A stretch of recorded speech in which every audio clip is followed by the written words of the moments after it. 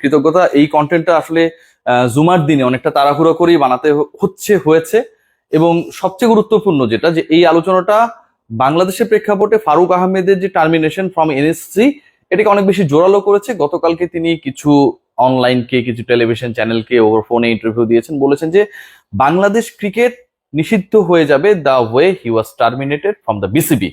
এই কারণে সরকারি হস্তক্ষেপ এটা ওটা বিভিন্ন বিষয় নিয়ে তিনি কথা বলেছেন। বাংলাদেশ ক্রিকেট নিষিদ্ধ হোক, বাংলাদেশ ক্রিকেট গোল্লায় যাক, ব্যান হয়ে যাক, বাংলাদেশ ক্রিকেট জিম্বাবুয়ে হয়ে যাক, ফারুক আহমেদের তাতে কোনো কিছু আসে যায় না। ফারুক আহমেদ এরকম একটা, এর থেকে দামি, আমি তো গরিব মানুষ, আমার বাসার চেয়ার খুব বেশি দামি না, এরকম একটা হট সিটে বসে থাকাটা খুব বেশি গুরুত্বপূর্ণ। ক্রিকেটের যা ঘটছে ঘটুক, তিনি থাকতে পারলে সব ঠিক থাকবে, তিনি যদি থাকতে না পারেন ক্রিকেটার না থাকে। মোটামুটি ইন্টেনশন ইজ দেয়ার। এবং এটা নিয়ে যখন আলোচনা, সবচেয়ে বড় থ্রেটের জায়গাটা নিয়ে যখন কথা হচ্ছিল যে ICC, from the ICC Bangladesh cricket board BCB expecting ban, Bangladesh cricket বোর্ডে আইসিসির ব্যান আসলে বাংলাদেশের সকল ধরনের ইন্টারন্যাশনাল ঘরোয়া ক্রিকেট বন্ধ হয়ে যাবার একটা আশঙ্কা, সেটা হচ্ছে যাচ্ছে কি না। আমি যোগাযোগ করেছিলাম, গতকাল রাত থেকে আসলে ট্রাই করছিলাম, ইনফ্যাক্ট আজকে সকালবেলা ফাইনালি আমি সেই যোগাযোগটা স্থাপন করতে পেরেছি আইসিসির সাথে। সঙ্গত কারণেই আমি আসলে কি আলাপ হয়েছে, কিভাবে হয়েছে, আমি সেটা আমার স্ক্রিনে দেখাতে পারছি না, এই জন্য আপনারা আমাকে ক্ষমা করবেন। বাট আইসিসি আমাকে যে ব্যাপারগুলো জানিয়েছে সেগুলো সবচেয়ে সিগনিফিকেন্ট পার্ট যেটা, সেটা হচ্ছে বাংলাদেশ ক্রিকেট বোর্ড কি আসলেই ব্যান হতে যাচ্ছে কিনা। ফারুক আহমেদ যে অভিযোগগুলো তুলেছেন সেগুলো আইসিসি কিভাবে নিচ্ছে, এনএসসি বা জাতীয় ক্রীড়া পরিষদ বলতে যা বুঝি, তারা কি আইসিসির সাথে কোনো আলোচনা করেছিল কিনা বিফোর মেকিং দ্য ডিসিশন, এবং আমিনুল ইসলাম বুলবুলকে নিয়ে তাদের কোনো ধরনের নেগেটিভ অবজারভেশন আছে কিনা। এই যে চারটা পয়েন্ট নিয়ে আলোচনা করতে চাই। প্রথমে যে পয়েন্টটা, এটা খুবই সিগনিফিকেন্ট, সেটা হচ্ছে আপনাদেরকে একদমই ওপেনলি শেয়ার করি। আমিনুল ইসলাম বুলবুল আর কিছুক্ষণের মধ্যেই বাংলাদেশ ক্রিকেট বোর্ডের অফিসিয়াল প্রেসিডেন্ট হবেন। বুলবুল ভাইকে নিয়ে বাংলাদেশ ক্রিকেট বোর্ডের প্রেসিডেন্সি নিয়ে আইসিসির কোনো ধরনের নেগেটিভিটি নেই। এবং আমিনুল ইসলাম বুলবুল তিনি যেই পরিকল্পনাটা তার সাথে স্পোর্টস মিনিস্ট্রি থেকে শেয়ার করা হয়েছিল, সরকারের সাথে পক্ষ থেকে শেয়ার করা হয়েছিল, সেম ভাবেই তিনি সেটা আইসিসির কাছে উপস্থাপন করেছেন। আইসিসি আমিনুল ইসলাম বুলবুলের বাংলাদেশ ক্রিকেট বোর্ডের প্রেসিডেন্সি ইস্যুতে পজিটিভ হয়েই তাকে ছুটি দিয়েছেন। এবং আইসিসি এই সিদ্ধান্ত জানিয়েছে যে যখন 3 মাসের দায়িত্ব পালন শেষে বুলবুল ভাই আবার ফ্রি হয়ে যাবেন, তাকে একটা প্রমোশন দিয়ে আইসিসিতে আবারও পুনর্নিয়োগ করা হবে। আইসিসিতে বুলবুল ভাইকে পুনর্নিয়োগ করা হবে। আইসিসি বুলবুল ভাইকে ছুটি দিয়েছে to perform for Bangladesh cricket board, number 1। Number 2 যেটা আইসিসি থেকে জানা কথা, ভাই আমি বানিয়ে বলছি না এগুলা, নাম্বার 2 যেটা, সেটা হচ্ছে যে এনএসসি যারা আসলে ফারুক আহমেদের ডিরেক্টরশিপ স্থগিত করেছে এবং সেটার এগেনস্টে অনেকগুলো ইস্যু ছিল, সবচেয়ে গুরুত্বপূর্ণ দুটো ইস্যু নিয়ে কেউ আলোচনা করছে না। বিসিবি ব্যান হয়ে যাবে, মোটামুটি সবার আসলে কুরবানি ঈদ আসার আগেই শুরু হয়ে গেছে। তো যে আলোচনাটা করছিলাম ওই পার্টিকুলার পয়েন্টে উত্তরটা হচ্ছে হ্যাঁ। এটা খুবই ইন্টারেস্টিং, আপনারা যারা আমাকে শুনছেন, আপনারা যারা আমাকে পছন্দ করেন না, তাদের জন্য এটা খুবই একটা ইন্টারেস্টিং পয়েন্ট। আইসিসি থেকে আমি অ্যাসুরেন্স পেয়েছি, এনশোর হয়েছে আজকে সকালবেলা, সকাল ঠিক না, আমি যখন স্ট্যাটাসটা দিয়েছিলাম তার ধরেন 10-15 মিনিট আগের ঘটনা, যে যেই প্রক্রিয়ায় বুলবুল বিসিবি প্রেসিডেন্ট হবে এবং যেই প্রক্রিয়ায় আসলে যে কারণ দুটা, একটা হচ্ছে বিপিএল অনিয়ম, আপনারা সবাই জানেন, সেটা একটা তদন্ত রিপোর্ট হয়েছে এখানে, এবং আরেকটা হচ্ছে বোর্ডের কেউ তার সাথে কাজ করতে পারবে না বা চাচ্ছে না, অনাস্থা দিয়েছে, নো কনফিডেন্স দিয়েছে, তাই তো।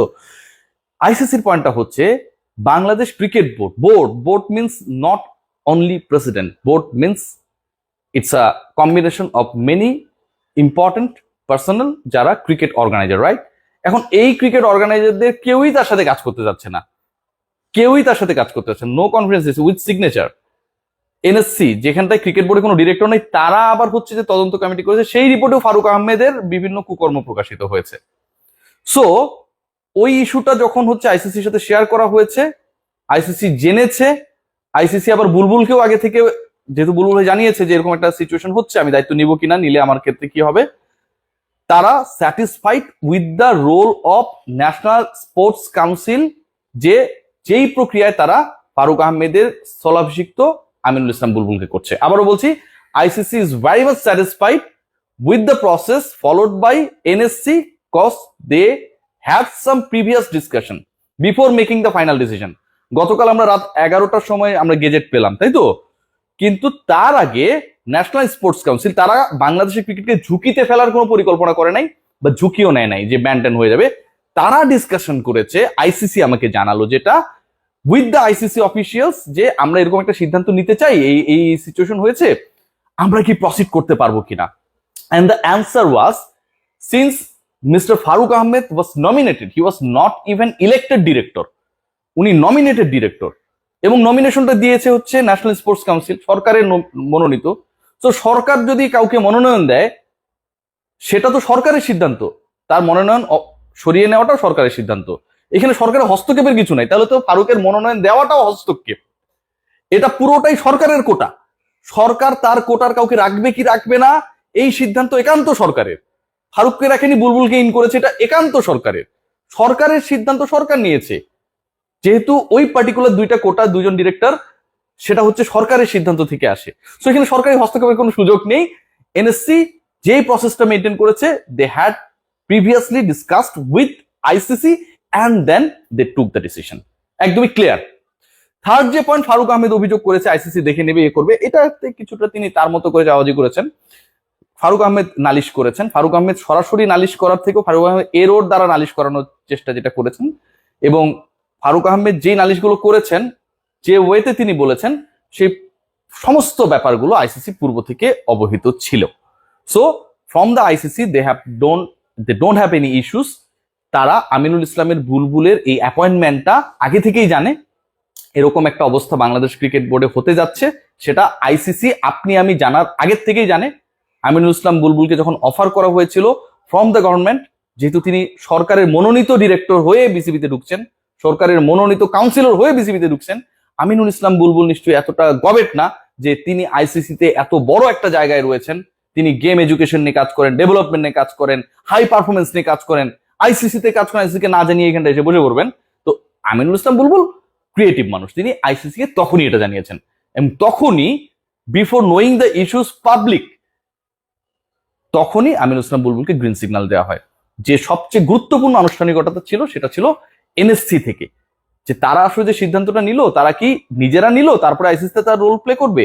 নো, এনএসসি আইসিসি কে জানিয়ে সিদ্ধান্ত গ্রহণ করেছে। যেহেতু আইসিসির গ্রিন সিগন্যাল পেয়ে, আইসিসির সমর্থন পেয়ে, অনুমোদন পেয়ে, কনফিডেন্স পেয়েই সিদ্ধান্ত গ্রহণ করা হয়েছে ফারুককে সরিয়ে বুলবুলকে ওই জায়গায় দেয়ার, ওখানটায় কোনো ধরনের কনফ্লিক্ট হওয়ার সুযোগ নেই। আর সরকারি হস্তক্ষেপের কথা যদি বলেন, আইসিসি বলেছে যে এই পার্টিকুলার দুটা ডিরেক্টর তো আসলে সরকার মনোনীত, যদি তাদের অপসারণ হস্তক্ষেপ হয়, তাদের নিয়োগদানও তো তাহলে হস্তক্ষেপ, সরকারের লোক ওখানটায় থাকবে কেন? Game over. সবাই ভালো থাকবেন, টেক গ্রেট কেয়ার।